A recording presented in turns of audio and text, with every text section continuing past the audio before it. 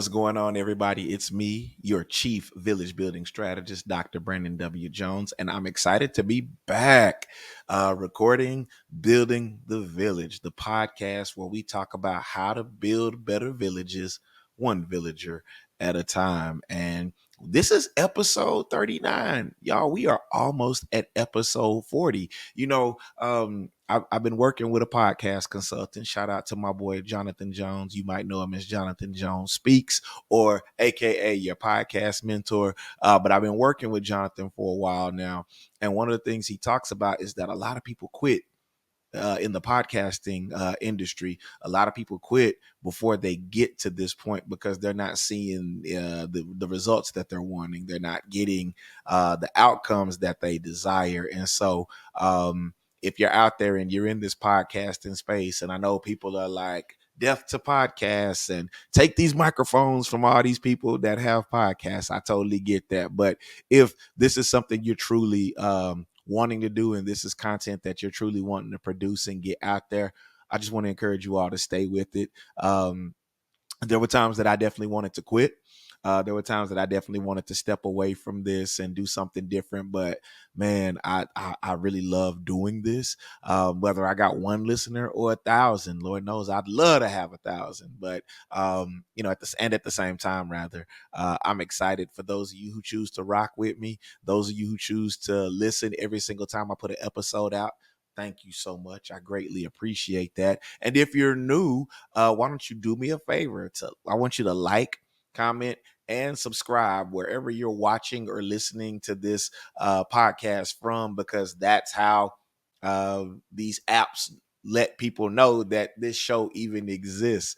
And so you can follow me on Instagram at B Jones Speaks, on Twitter, I refuse to call it X, at B Jones Speaks. I'm also on Facebook at B Jones Speaks. And then you can follow me on LinkedIn, Dr. Brandon W. Jones, or you can follow my B Jones Speaks page on LinkedIn as well. Another reason I started this episode the way that I did is because I'm going to get a little vulnerable today. I'm going to be very transparent, and I'm going to share something that's truly, truly, truly personal to me. And the only other person I shared this with was my wife, and it was at her suggestion that I share what I'm going to share with you all later. So stick around if you're watching, listening, or cleaning up, however you're choosing to tune into this episode today. And so the episode today is about breaking up with fear. We all have fears.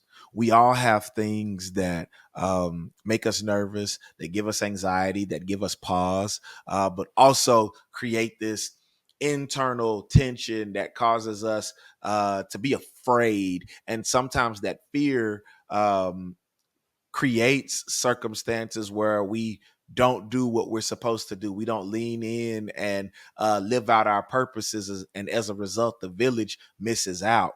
And so what I want to talk about today is this concept of breaking up with fear. And I want to share with you all the results of an exercise that I did a couple of weeks back. But fear, when we really think about it, fear is both an emotional and a psychological response. And fear comes in a lot of different ways. If you've watched Inside Out 1 or Inside Out 2, fear is definitely a valid emotion. Fear is what keeps us alive. It keeps us sometimes from running out in the middle of traffic, or it keeps us from touching the hot stove. And so fear has a place in our emotional toolkit, if you want to call it that. Fear shows up in different areas of our lives. Fear shows up in the form of a fear of failure and imposter syndrome, fear of rejection, fear of success, fear of the unknown. And all of those things are valid no matter who we are.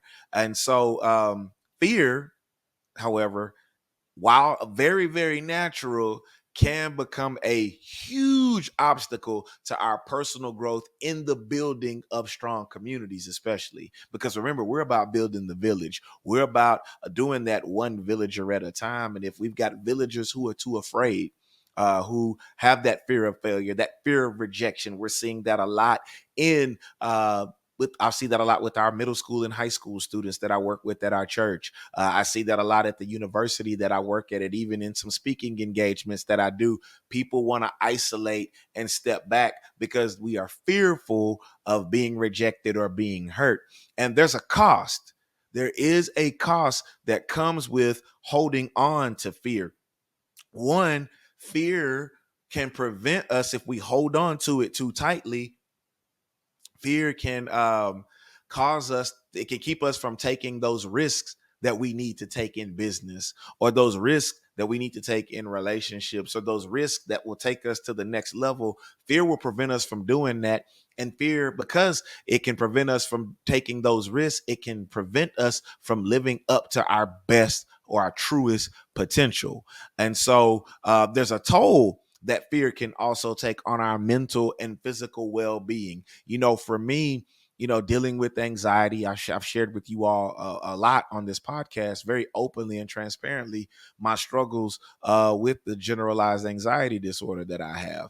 And for me, it was realizing that a lot of the things that I'm afraid of, or a lot of the things that I have fears and anxieties about, have stopped me from pursuing things that I know I should be pursuing. One of them, for example, I have a graphic design degree. And because of the internal, not necessarily external, but because of the internal fears that I have, I never put myself out there much as a designer. I never entered into any art competitions because I compared myself to other people. And because, I graduated, over 2 decades ago, almost 2 decades now, with my bachelor's degree. I can't believe it's been that long. I talked myself out of a lot of opportunities because I was afraid. And fear has that mental toll that it could take on you, because then it's in your mind and we're wearing ourselves down. But then there's also that physical toll. There's that tension in our shoulders when we're afraid. If that continues to happen over time, that stress can wear out on us internally in our hearts and in our bodies. And so, y'all know what that means? It means we need to break up with our fears. So I want to share something real quick before I share something that I wrote. So I was at a retreat a couple of weeks ago, and we were doing a wellness exercise. And one of the exercises that we got the opportunity to do is that it said to write a breakup letter to your greatest fear. And so I was sitting at the table by myself at that time, and I was already doing some journaling. And journaling is a great exercise for mental well-being, but also it's cathartic because it gets it out in the open. And one of the things that I did, and I'm going to read it to you in just a second, is I wrote a breakup letter to one of my greatest fears. Um, but I want to share just a couple of quick strategies before um, I share my personal technique that I utilize. And again, this was my first time ever doing this, so I'm not coming on here trying to pretend that I'm an expert, trying to pretend that I got it all together. But I'm really rather trying to show you all that there's power not only in vulnerability, but there's power in journaling, and there's power in breaking up with what you've identified as your greatest fear. And so, there's some signs that come with break with fear, and there's some signs that you need to break up with fear. The first one is that constant overthinking. Anybody out there do a lot of overthinking? No matter what the decision is, you tend to overthink it, or you hesitate in taking action, or you can't celebrate other people's successes. We talked about that in a previous episode. Fear can sabotage relationships. I want to talk to somebody. I don't know who I'm talking to, but somebody out there listening right now, your fears and your anxieties that are internal and not necessarily rooted in thing, and it may be rooted in something true, but it may not be. But somebody out there, you subtly, in very subtle ways, you sabotage relationships because of fears of being exposed, or fears of being discovered, um, fear of being successful in this relationship, right? Some of us struggle because fear can sabotage our career growth. There was an episode of the Cosby Show, and again, I know Bill Cosby, but go with me for a second. There was an episode where Claire Huxtable tells Denise that you're so afraid of being successful that you're going to be expected to be successful consistently over time. And so rather than leaning into it, you run from it or you change career paths. And a lot of us do that.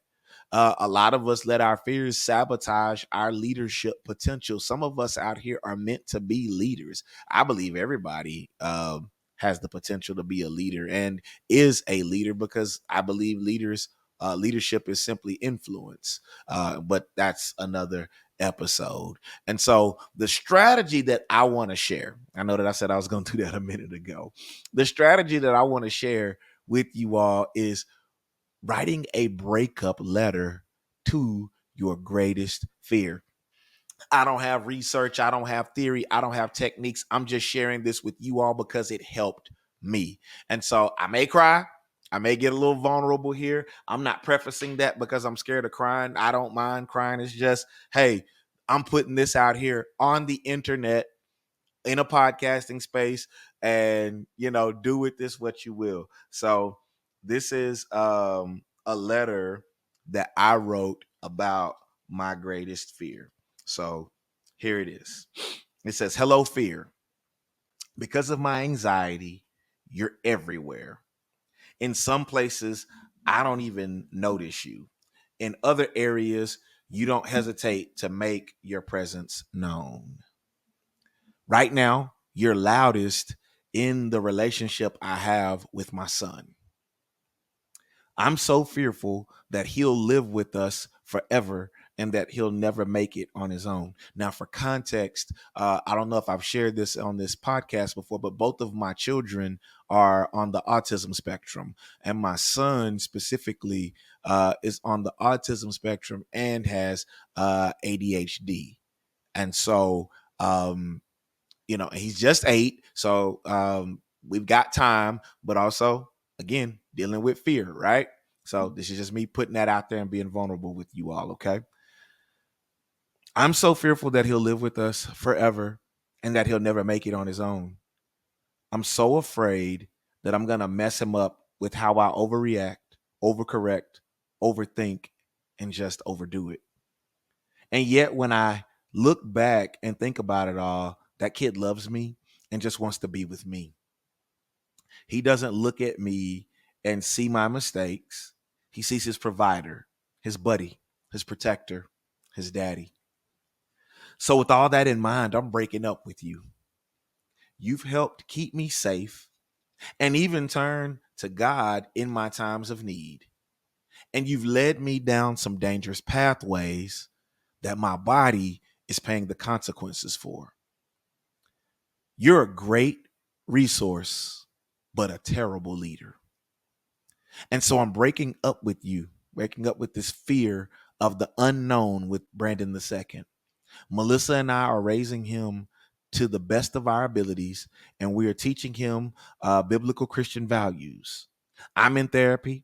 I pray daily, and Melissa and I are still married by God's grace. So he'll be okay. So goodbye, irrational fear. I'm going to be okay without you. In Jesus' name, amen. Brandon. Y'all, I cannot tell you how cathartic, how liberated I felt after concluding that in my journal. One of the steps that I think about in journaling and putting that out there was just putting the pen to paper and getting it out. I didn't feel the need to filter it because, quite frankly, I had no intention of reading it to anybody. It was at my wife's encouragement that I'm sharing it with you all right now to begin with. So shout out to her. But a couple of strategies when you think about overcoming fear is, number one, naming it. There's power in naming your fear. You can't address something that you can't name. So being aware of where you are and what you're dealing with is good. I also think celebrating those small wins. You see Dr. Darren Roberts' book behind me, Microwins, has been released now. Please go get yourself a copy of it. I'll put the link to it in my episode notes because, I'm not getting no money for that. I've already started reading it, and I love what Darren is talking about in those celebrating those micro wins, right? Another good step is seeking community support. It's important that we have people in the village that serve as a support system and encourage bravery and accountability. Shout out to Tim Ross and the Basement podcast, but also Tim Ross's philosophy around vulnerability being our superpower. I love that. And there's so much that happens when we're vulnerable and transparent, because you know what you discover in some cases? That you're not the only one. How many of you are struggling with something right now and that you're fearful of, but you think you're the only one? We've all been there. That's the importance of the village. That's the reason why we got to break up with fear, because it's, for me, I realized it was quite irrational to sit there and be fearful of something that other people have either already gone through or currently going through or heading into. And so seeking community support has really helped me to navigate and overcome those fears. But also, here's the last thing I'll share is that celebrate the progress. Whether you moved an inch or a mile, celebrate the progress of breaking up with the fear.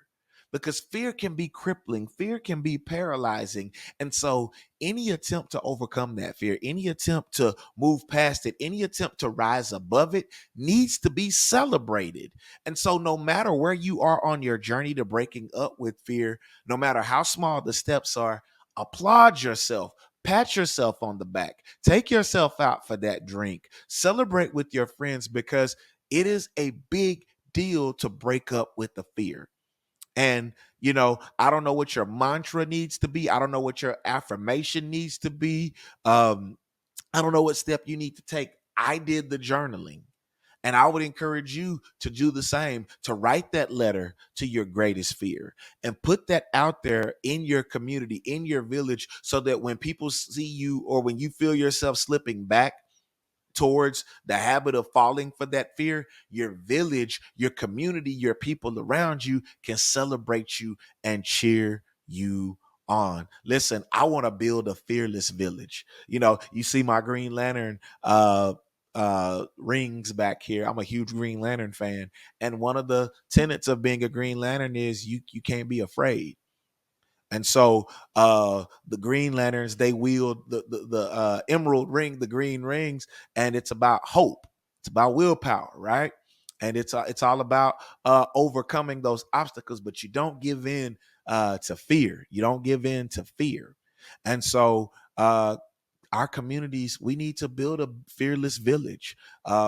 There's a role that the fearless village plays in the collective uplift and encouragement of all people, because the fearless village is a strong village. And it's not saying that there's an absence of fear. It's that even in the face of fear, we're standing tall and we're standing proud. Listen, I hope you got something out of today's episode. Now, I apologize for the raspiness of my voice. This is very emotional for me. And if you got something from it, why don't you do me a favor? Why don't you leave me a comment on YouTube? Why don't you, if you're listening on Spotify or Apple Podcasts or Stitcher, wherever you get your podcast, leave me a comment. And if you really got something from it, the best thing you can do is share it with other people. I would really appreciate that. And so with that being said, I hope you all have an amazing day or week or night or morning whenever you're listening to this.